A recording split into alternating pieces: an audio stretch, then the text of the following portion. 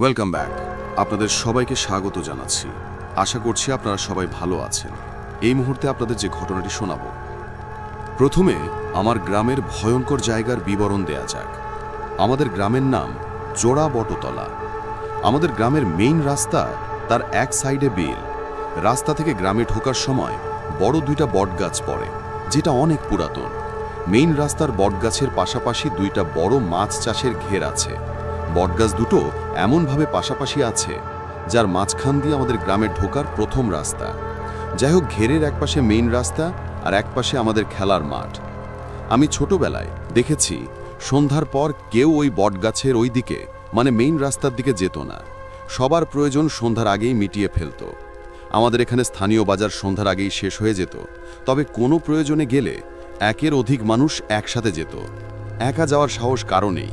অনেকে অনেক কিছু দেখেছে, সেসব নাইবা বললাম, অন্য একদিন বলবো। যাই হোক, যারা যেত সন্ধ্যার পর ওই দিকে, সবাই বলতো বটগাছের ওইখানে গেলে শরীর ভারী হয়ে আসতো। ছোটবেলা থেকে দেখে এসেছি ওই রাস্তায় অ্যাক্সিডেন্ট হয়, মানুষ মারা যায়। আমি নিজের চোখেও বহু অ্যাক্সিডেন্ট দেখেছি, রাস্তায় মৃতদেহ পড়ে থাকতে দেখেছি।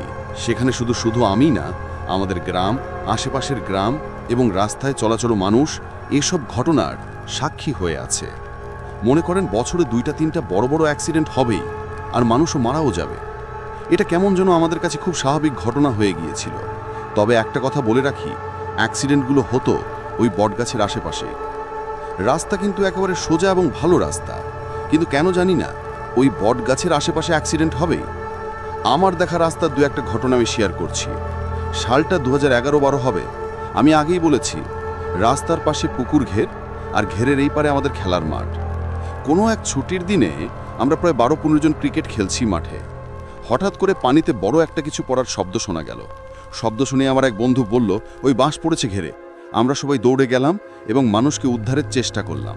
কষ্টের বিষয় ছিল, অনেকে আহত হয়েছিল এবং 2-3 জন শিশু মারা গিয়েছিল। তবে সেখানে বেঁচে যাওয়া মানুষের বক্তব্যে জানা গিয়েছিল, সামনে হঠাৎ করেই গলু চলে আসে এবং ড্রাইভার সেটাকে বাঁচাতে গিয়ে এই অবস্থা। আরেকটা ঘটনা বলি। ওই বট গাছের ডাল কাটার জন্য আমাদের গ্রামের বড় ভাই গাছে ওঠে এবং কিছু ডালও কাটে।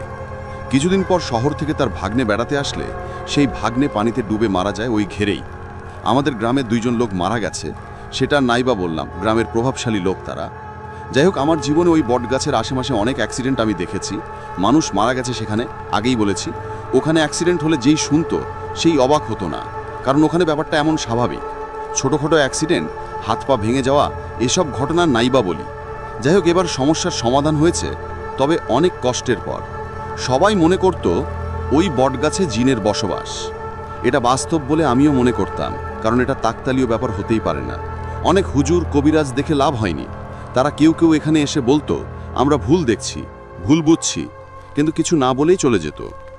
পরে জানতে পারলাম বটগাছে অনেক শক্তিশালী এবং বেশ কয়েকটা জিন আছে।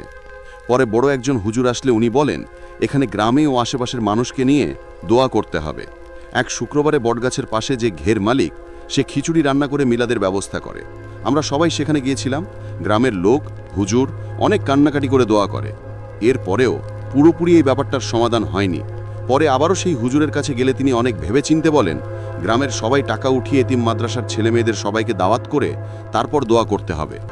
এতিম বাচ্চাদের খেতে দিতে হবে আগে। শুধু একজনের টাকায় হয়েছিল, এই জন্য এর সমাধান হয়নি। পরে আমরা সবাই মিলে গ্রামের বাড়িতে বাড়িতে গিয়ে টাকা, চাল, ডাল এ সমস্ত উঠাই। কোনো এক শুক্রবারে গ্রামের মানুষজন এবং এতিম ছেলেমেয়েদের মিলে মিলাদ মাহফিল আয়োজন করা হয়। অনেক দোয়া কালাম করেছিলাম আমরা গ্রামের মানুষ, এবং আশেপাশের গ্রামের মানুষরাও সেখানে সামিল হয়েছিল। পরে হুজুর যেভাবে বলেছিলেন ওইভাবেই করেছিলাম। তারপর থেকে সেই সমস্যার সমাধান হয়ে যায়। এই ঘটনায় 100% সত্যি। কেউ যদি যাচাই বাছাই করতে চান তাহলে আমাদের গ্রামে আসতে পারেন। এক গ্রামের এবং ইউনিয়নের মানুষ সবাই এটার সাক্ষী হয়ে আছে। ঘটনাটি অনেক কষ্ট করে লেখা, এই বলে তিনি তার ঘটনা শেষ করেছেন। আপনাদের কাছে যদি ভালো লাগে তাহলে অবশ্যই কমেন্ট সেকশনে কমেন্ট করবেন, শেয়ার করবেন এই ঘটনাটি বন্ধু এবং আত্মীয় স্বজনের সাথে, এবং অবশ্যই আমাদের চ্যানেলটি সাবস্ক্রাইব করতে ভুলবেন না।